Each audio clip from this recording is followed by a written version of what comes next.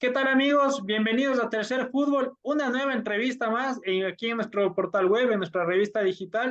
En esta ocasión nos acompaña Agustín Lucas, también conocido como Tapones de Fierro. Él ha escrito varios libros, él tiene una labor de tallerista en Montevideo, en Uruguay, y también fue futbolista, tiene una amplia trayectoria en lo que fue estar en las canchas. Ya nos va a contar todo ello. Bienvenido, Agustín. Hola, ¿cómo están? Muchas gracias. Gracias por el recibimiento. Agustín, vamos desde el inicio, vamos desde de lo que inicia tu amor por el fútbol. ¿Cómo son esos primeros pasos? ¿Cómo te enamoras de este deporte?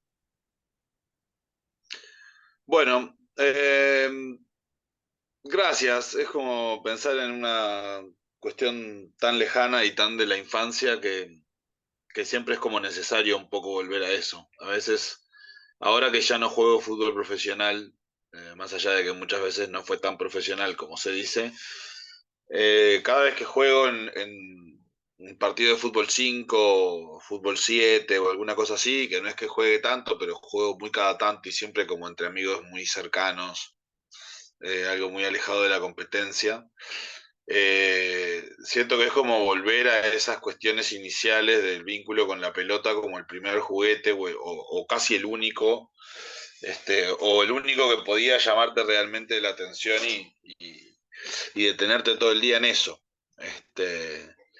Entonces yo creo que el vínculo con el fútbol es una cuestión intrínseca o innata, una cuestión como desde los orígenes, desde la práctica hasta el relacionamiento más distante de mirar mundiales o de anotar nombres de jugadores de los partidos que estaba viendo, siendo tan solo un niño y tratando de reproducirlo en juegos de cartón y cosas así, ¿no? Así que creo que desde ese tiempo, o sea, desde siempre. Agustín, cuéntame un poco de cómo fue tu trayectoria, cómo fue tu debut y se desarrolló toda tu carrera junto al balón. Bueno, medio inesperado porque realmente no era de los mejores de mi categoría ni era de los que estaba más perfilado a poder jugar en primera división, más allá de que sí había generado como no sé, una identidad con el equipo del cual lo hizo hincha, que es Miramar Misiones, eh, que me permitió, digamos, estar en una posición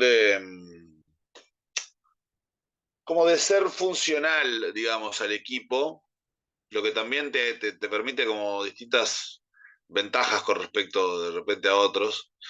Y bueno, y también acompañado un poco por esa cuestión de la suerte o de la casualidad o de la causalidad, que justo el técnico que yo tenía en cuarta división agarró tercera división, me llamó para probarme en tercera división, como para renovar un poco la cuestión de la reserva.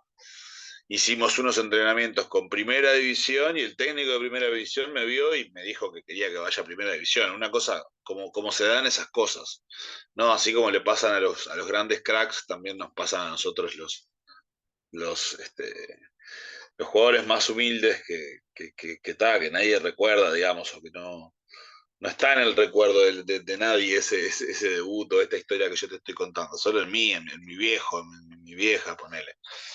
Este, pero sí se da de la misma manera, ¿no? Una persona que te ve, que te elige, que tiene la posibilidad de elegirte y vos que estás ahí como en el momento y en el lugar donde tenés que estar. Y de repente te encontraste y sos un jugador de primera división. Al tiempo llega el debut, fui muchos partidos al banco y de repente vino el debut y ese mismo día debutamos con Palito Pereira y con Papelito Fernández, que somos de la misma categoría y además somos muy amigos. Y al segundo partido, que fue entre semanas, jugamos contra Peñarol en el estadio y ganamos con un gol de Papelito.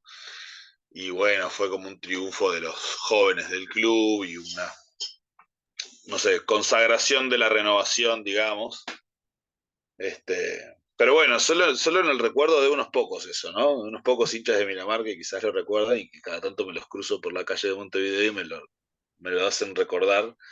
Y para mí eso es la gloria total, que en el cuadro querido te recuerden. Agustín, vamos por el otro lado de lo que por ahí es tu perfil. ¿Cómo se da tus inicios, tu amor, esa vinculación con las letras?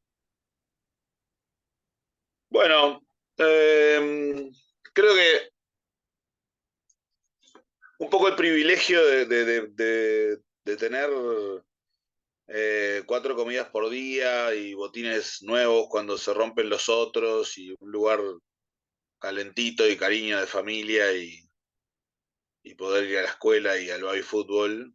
También ese privilegio también me permitió tener cerca libros y que mi familia siempre me regalara libros y tener una biblioteca que cultivo desde que nací, como si fueran juguetes que se van coleccionando y que uno no se aburre de jugar, ¿no? Que es la lectura.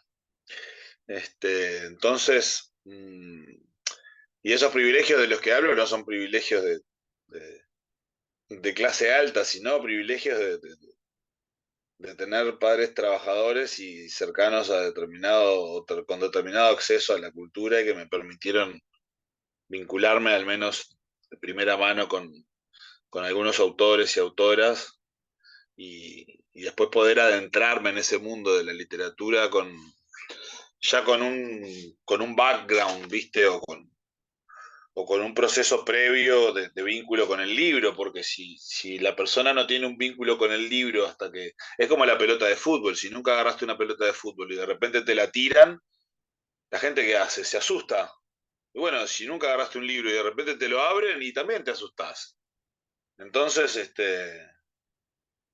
fíjate que yo tuve la posibilidad de tener un libro de chico y de que eso no me asuste, de tener una pelota de chico y de que eso no me asuste y que encima mis padres me den cariño y me dan de comer. O sea, también estaba todo eso para que las cosas de repente sucedan, ¿viste?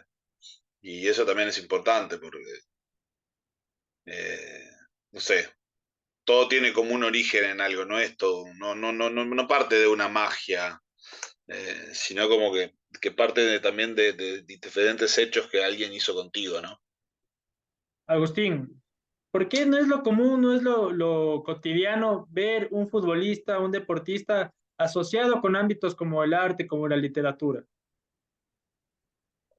Bueno, mira, tampoco es común ver abogados asociados con el ámbito del arte y de la literatura. Lo que pasa es que se visten un poco mejor. En realidad, tampoco hay choferes de buses vinculados a la cultura y así podés empezar a recorrer qué tanto las maestras y los maestros están vinculados realmente a la cultura o qué tanto saben de poesía. ¿Se entiende? Entonces, a la vez pasa que cuando a una persona que está alejada del libro, de la cultura, por decirle de alguna manera, se le acerca, ¿viste? No se le tira el libro como decíamos recién, se le acerca el libro, se le lee en voz alta, como de repente le leyeron cuando tenía 3 4 años y después nunca más le leyeron. Este, y esas personas te lo agradecen de corazón. Y eso pasa en el fútbol, por ejemplo. Leerle a un jugador de fútbol o leerle a alguien que no está acostumbrado a que le lean. Te respeta incluso mucho más que alguien que está acostumbrado a escuchar poesía. O lo valoran desde otro lugar que no es tan solo el valor técnico o el valor literario del asunto, sino el valor social de la cosa.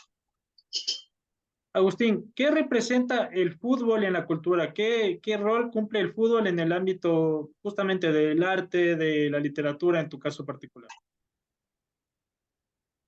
Bueno, para mí tiene un rol fundamental porque es lo que mueve las masas, lo que nos hace discutir y conversar y levantarnos cada día, e hinchar por nuestros equipos y pensar en cuándo juegan y tener como esa llama prendida y nos despierta la competencia, la sana competencia y la otra y a la vez, no sé, alimenta las pasiones, nos permite jugar, nos permite conectarnos y ser seres sociales a la vez como una herramienta universal, es como el arte máximo, no sé, es como un lenguaje a la vez de obtuso, horizontal, que puede hablar todo el mundo, porque hasta la gente que dice que no sabe jugar, en realidad, cuando una noche está jugando una noche tomando algo, jugando a las cartas, y alguien dice, vamos a jugar hasta el juego, bueno, ¿cómo se juega? Se juega de tal manera.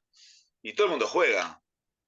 Y el fútbol es lo mismo. ¿Cómo se juega? Es una esfera a meterla dentro de un rectángulo y que el otro equipo la meta menos veces en el rectángulo tuyo. Se puede solo con los pies. Eso es como lo básico. Lo que pasa es que, claro, tiene tanta cosa pegada alrededor del fútbol, como tantas capas que se han generado, claro, quien no lo conoce el fútbol o le da miedo o lo rechaza. O bueno, obviamente siempre hay gente que lo puede llegar a recibir. Este, o quien ama el fútbol también a veces se prende de alguna de esas capas extrañas que se formaron alrededor, pero realmente hay una presencia ancestral del fútbol como deporte, como juego, este, incluso como un hecho social o como un hecho cultural. Entonces, quizás no es una cuestión mundial, porque de repente hay países en los que esto no sucede, como sucede de repente en los países de América del Sur, o en los países del Río de la Plata, por lo menos los países que yo conozco son todos muy futboleros. O sea, no entiendo de repente voy a un país, voy a Quito y puedo averiguar enseguida cuestiones futboleras antes que cuestiones de poesía, de repente, qué sé yo. O por ejemplo, me pongo a hablar con alguien de poesía y puede ser una cosa muy específica y en realidad hablar de fútbol seguramente sea una cuestión del día a día, ¿se entiende? Sí, tal cual, Agustín. Además, también cuéntame un poco más en tus redes sociales, en las notas en general que revisé para preparar la entrevista y en otros ámbitos, te denominas como los tapones de fierro. Cuéntame, ¿qué son los tapones de fierro? Bueno, eso es solamente una forma de armar la red social y poner un nombre distinto al mío. Quizás en algún momento tuvo un origen tipo un poco más pensado, como los tapones de fierro, que son los que se usan para la lluvia, ¿viste? En los botines, en los zapatos de fútbol.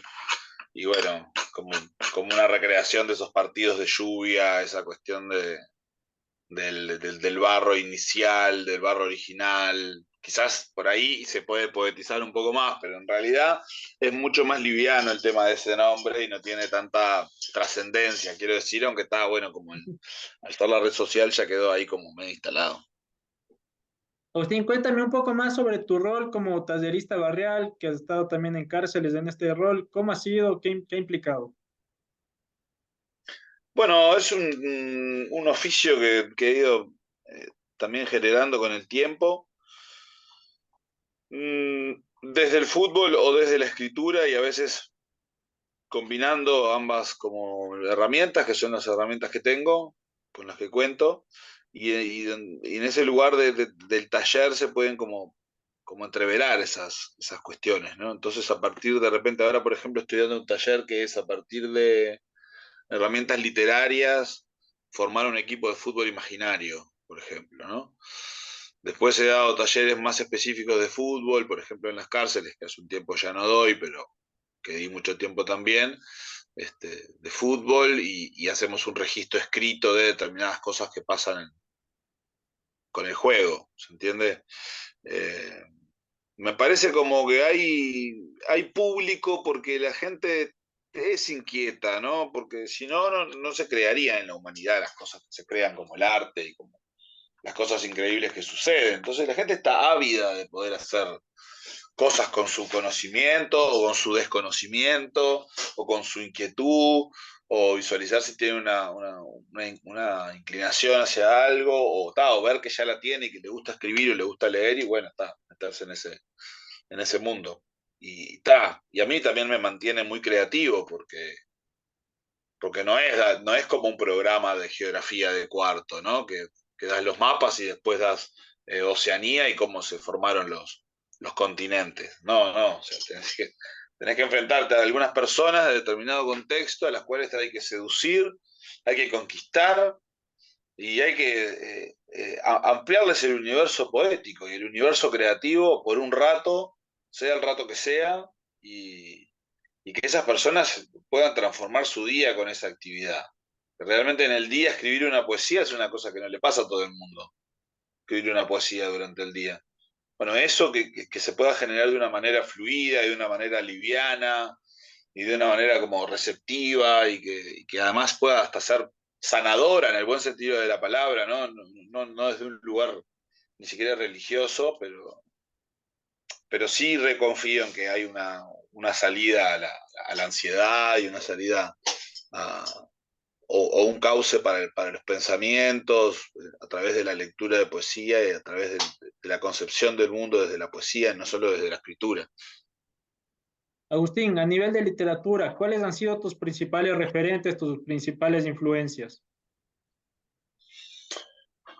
Eh, Hay muchas en realidad, no me gusta asociarme con una persona en específica, pero he leído un montón de cosas a lo largo de la vida y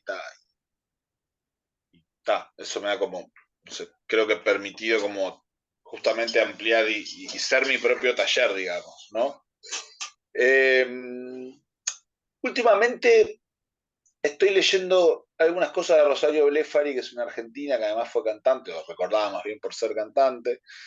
He descubierto a través de ella también a Cecilia Pavón, por ejemplo, a Fernanda Laguna. Bueno, obviamente como que la literatura argentina la consumo bastante. Y después también leo a mis contemporáneos y los voy a ver y estoy escuchando poesía constantemente, ¿no? Entonces, yo qué sé, leí a Leandro Gabilondo y terminamos siendo amigos porque lo invité a un evento en el que participó y a partir de ahí se fundó una amistad a través de las letras. Me pasó lo mismo con Kurt Lutman, no sé. Este, y llevamos adelante acá en el Teatro Solís de Montevideo una escuela de poesía, entonces eso también me permite vincularme con otro montón de personas que voy conociendo y que van ampliando como el espectro de red, ¿viste? Y es a través de la lectura también de los contemporáneos. Obviamente, sí, los clásicos, y hay muchos que son uruguayos y yo soy medio como reagarrado de la literatura de mi país, porque es la que he tenido a mano, como Netti, por ejemplo, como Quiroga, ni hablar, pero también como algunas poetas como Marosa Di Giorgio, ¿no? Por ejemplo, o ni que hablar ahora, Circe Maya, que ganó un premio importantísimo, o Ida Vitale, que va a cumplir 100 años. Eh, pero bueno, eh, también a la vez de que pasó todo eso en mi vida y que pasaron tantos autores, yo qué sé, que pasó Germán Hesse, que pasaron los Beatniks, que pasó Barrus, Oster, no sé, Kerouac. A la vez también pasaban eh, el Diego, el Diablo Echeverri, yo qué sé, Alex Aguinaga, el Pájaro Canilla, tipo, el Enzo Francescoli, todo eso también pasaba a la vez. Entonces, este, siempre arriba de la mesa de repente aparecía un gráfico y de repente aparecía un libro de, yo qué sé, de Roald Dahl, ¿viste? No sé, más adelante un libro de Bolaños, yo qué sé. Y hoy en día leer a Diego Recoba, por ejemplo, y jugar un partido de fútbol 5 con él. Eso también es lo más cercano a la literatura. Agustín, justamente, de alguna forma en tu comentario final compaginabas ya lo que es el fútbol y la literatura. ¿Por qué es importante que el fútbol se plasme en libros, que el fútbol sea representado en la actualidad todavía en los libros? Bueno, el otro día, a raíz de que publiqué una novela que habla de un futbolista uruguayo que se va a jugar al exterior, Este, Leandro Gabilondo escribió una reseña, que no es una reseña, pero que se puede encontrar ahí en La Diaria, que es un periódico de Uruguay, un diario de Uruguay. Algo que decía que la literatura de fútbol no existe, ¿no? Y es un concepto que está bueno pensarlo, porque en realidad, claro, se puede también secuenciar y decir la literatura bélica o la literatura de guerra o la literatura no sé, política, está bien, y ahí podría entrar la literatura de fútbol, pero en realidad vos decís, no, estoy leyendo unas novelas que son de un tipo que se tomó el tren equivocado y se bajó en otra ciudad, ponele, ¿no? Y eso no tiene una castilla. Y bueno, y al futbolista lo que le pasa es un poco lo mismo. Es futbolista lo que tiene. por ejemplo, el de la novela, ¿no? Sí, sí. Este, pero si es literatura de fútbol o no, y yo no lo encasillaría porque estoy seguro o confío en que de repente la novela le puede gustar a alguien que de repente no está tan afiliada al fútbol o tan cercana al fútbol. Si no creyera en eso, solamente escribiría para gente que le gusta el fútbol. Claro. ¿Se entiende?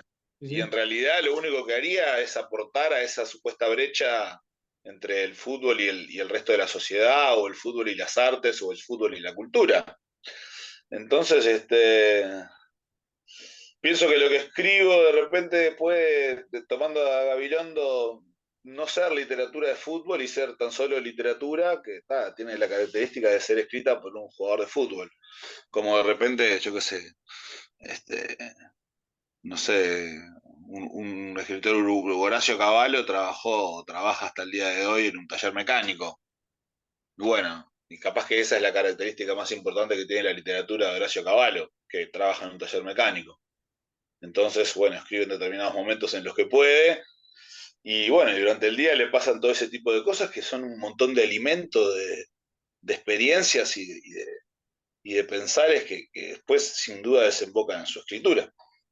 Pero igual no sé si es muy claro mi concepto. Agustín, ¿cómo juega el rol de la ideología o existe ideología? Tú que fuiste futbolista, ahora también lo ves desde otro ámbito más cercano a las letras. ¿Cómo juega el rol de la ideología en el ambiente del fútbol? El rol de la ideología. Sí, eh,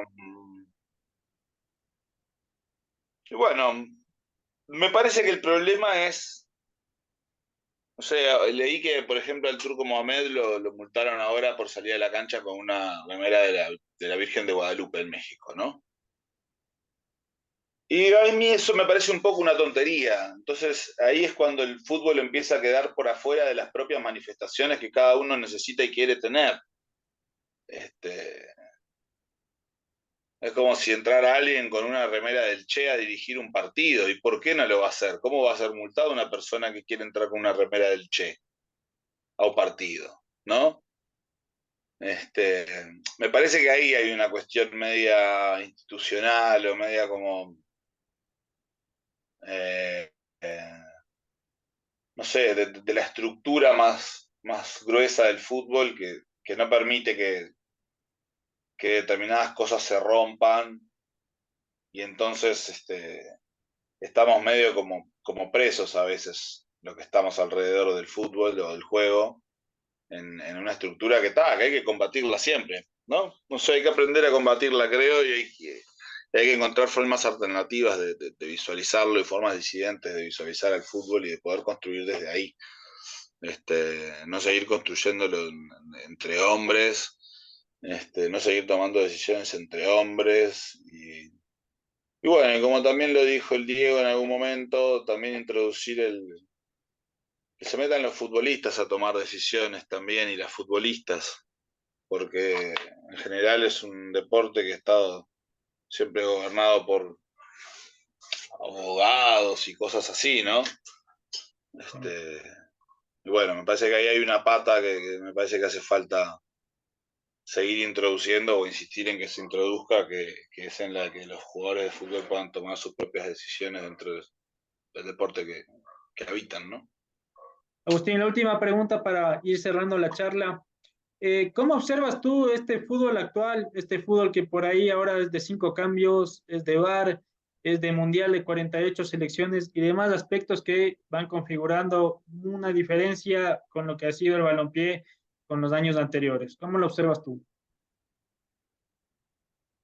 Bueno, no sé, no me sorprende, me parece que forma parte, yo que sé, veo esta liga, la liga, como es esta liga donde está el Kun Agüero y eso, la Kings League, y bueno, no sé, no me parece una cosa que haya que asustarse, sino como que hay que, bueno, esto mismo, ¿no?